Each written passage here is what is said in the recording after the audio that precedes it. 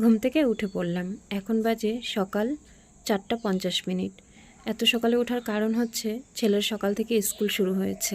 এমনিতে তো 10টা থেকে স্কুল, আর এখন গরমের জন্য মানে 7টা 7:30টার মধ্যে পৌঁছতে হয় স্কুলে। কিন্তু ছেলেকে রেডি করা, অন্যান্য কাজ করা, ওকে টিফিন বানিয়ে দেওয়া, এসব করার জন্য এত সকালে উঠতে হয়। তো দেখো আকাশটা মেঘলা করে আছে, জানি না বেলা হলে সূর্য উঠবে কি না। গরমের ছুটি মানে গরমের জন্য স্কুলের টাইমটা চেঞ্জ করেছে ঠিকই, কিন্তু গরম কিন্তু সেরকম নেই। তো চলো এখন একে একে কাজগুলো শুরু করব। বাড়িতে এখনও কেউ ঘুম থেকে ওঠেনি, তো আমি আস্তে আস্তে কাজগুলো করে নিই। আবার ছেলেকে ডেকে তুলতে তো প্রায় অনেকটা সময় লেগে যায় আমার। বাচ্চা তো ঘুম থেকে একদমই উঠতে চায় না সকালবেলা। বৃষ্টি নেই, তো মাঝে একদিন বৃষ্টি হয়েছিল, তো অনেক দিন থেকে আবার বৃষ্টি হচ্ছে না, সেজন্য উঠোন ঝাড় দিতে গেলে পুরো ধুলো উড়ে যায়।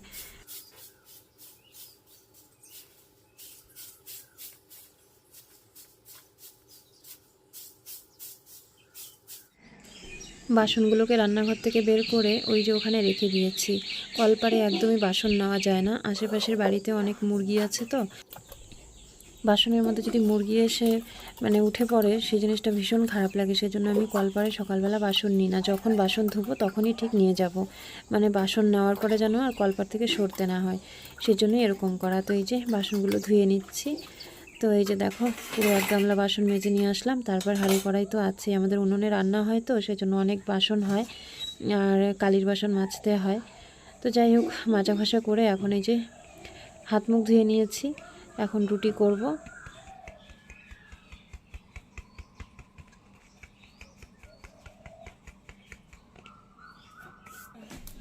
আটা মেখে তারপরে গেছিলাম ছেলেকে ডাকতে, কারণ ওকে একটু আগে না ডাকলে চোখের থেকে তো ঘুমই সরবে না। তো ওকে ডেকে তুলে হাত মুখ ধুয়ে দিয়ে তারপরে এলাম রুটি বানাতে। আমাদের বাড়িতে সবসময় মাটির তাওয়াতেই রুটি হয়।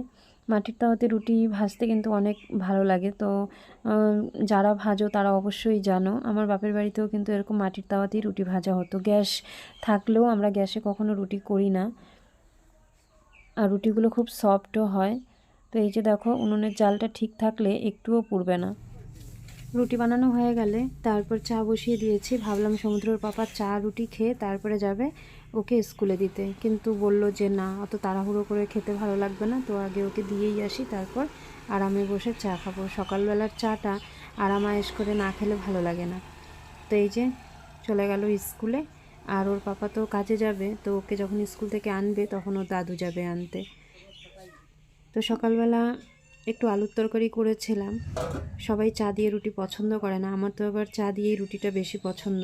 তো আলুর তরকারি দিয়ে রুটি খাবে, আর তারপরে এই যে ভাত বসিয়ে দিয়েছি, আর একটা ডিমের অমলেট করে দেবো সমুদ্রের পাপাকে, এই দিয়েই খেয়ে ও বেরিয়ে যাবে। তো এই যে আমি খেয়ে নিচ্ছি এখন দুধ চা দিয়ে রুটি। আমার এটা খুব প্রিয় খাবার।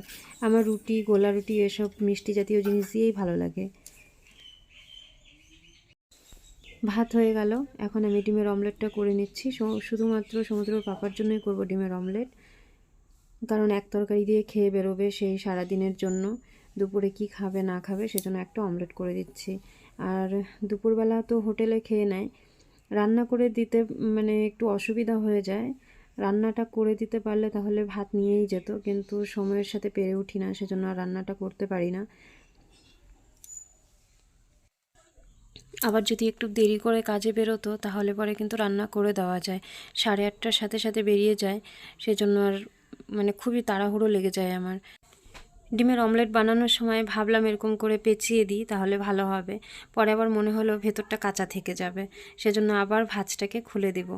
তো ভাঁজ খোলার পরে দেখবো না সত্যি ভেতরে কাঁচা আছে। তো আমার এরকম ভালো লাগে না, আমাকে সমুদ্রের পাপা বলে এরকম করে ভাঁজ করে দাও, কিন্তু আমি সেই ভাঁজটাকে পরে আবার খুলে এপিট ওপিট করে ভাজি। তো দেখো ভেতরটা কাঁচা আছে, তবে আর কিছুক্ষণ রাখলে পরে ভাজা হয়ে যেত, কিন্তু তারপরেও আমি ভাজাটাকে খুলে আবার এপিট ওপিট করে ভেজে দিলাম।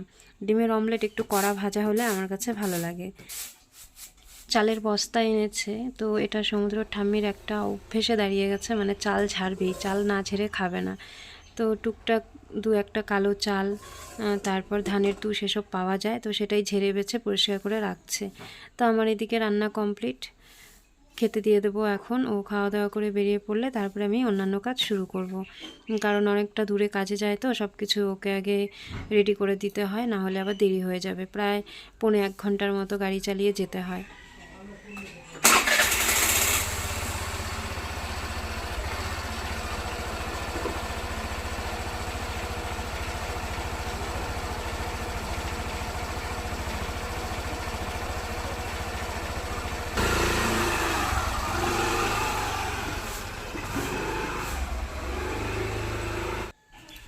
কতগুলো জামা কাপড় ভেজালাম, এগুলো ধুতে নদীতে নিয়ে যাব। সমুদ্রের পিসি নদীর থেকে আসার সময় দেখো 2টো কচুরি ফুল নিয়ে এসেছে, এনে আবার বাঁশের মধ্যে বসিয়ে রেখেছে। দেখতে কি সুন্দর লাগছে না? অনেক কচুরি ফুল ফুটে আছে কিন্তু একটু দূরে দূরে।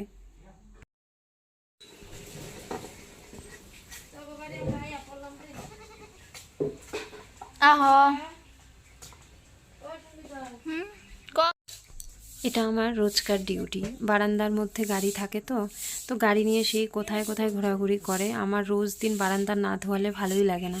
তো আমি রোজ দিনই স্নানের আগে এরকম করে বারান্দাটা জল দিয়ে ধুয়ে দিই। মুছতেও ভালো লাগে না, অনেক কাদা থাকে, নোংরা থাকে গাড়ির চাকাতে, সেজন্য জল ঢেলে ঝাড়ু দিয়ে ধুয়ে দিই। তো বারান্দা ধুয়ে তারপরে স্নান করব।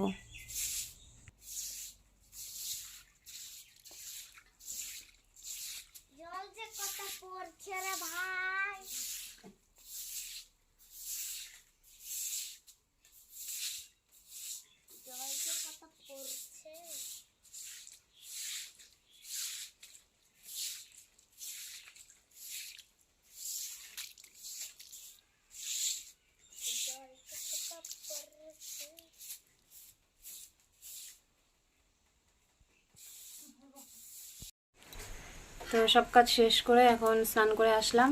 আর ছেলে স্কুল থেকে এসছে, ছেলেকে ঘুম পাড়িয়ে দিয়েছি স্নান করিয়ে। এখন রান্না করব। তো 12টা প্রায় বেজে যাচ্ছে। এই যে এঁচোড় কেটে টেটে একেবারে ধুয়ে রেখেছি, এখন একটু সেদ্ধ করে নেব। এঁচোড়ও রান্না করছি, আবার নদী থেকে চিংড়ি মাছও ধরেছে, কিন্তু চিংড়ি মাছ দিয়ে এঁচোড় রান্না হবে না। তার কারণ আমাদের বাড়িতে বেশিরভাগ মানুষেরই চিংড়ি মাছে প্রবলেম, কারো গন্ধ লাগে, কারো অ্যালার্জি। তো সেই জন্য যারা যারা খায় তাদের জন্য চিংড়ি মাছটা এক্সট্রা করে শুধু ভেজে রাখবো।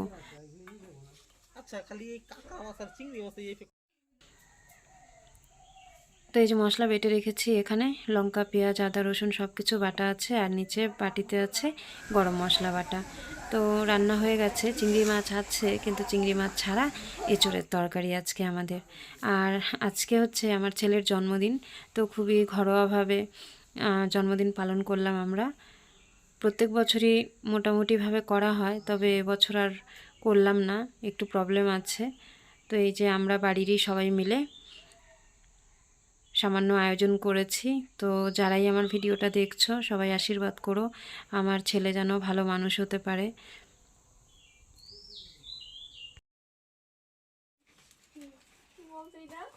আমি বলতে পারবো।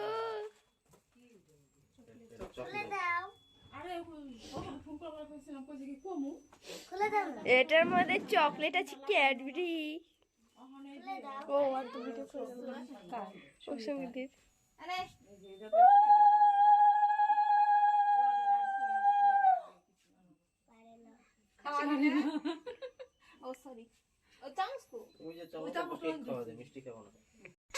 ছেলে আমার মিষ্টি খেতে পারে না, আর সবাই আজকে ওকে মিষ্টি খাওয়াচ্ছে। তো অবশেষে বলছে, মামা আমি আর মিষ্টি খেতে পারছি না, গা গুলিয়ে উঠছে। ছোটোবেলায় তো একদমই মিষ্টি খেত না, এখন তাও একটু একটু চকলেট মুখে দেয়।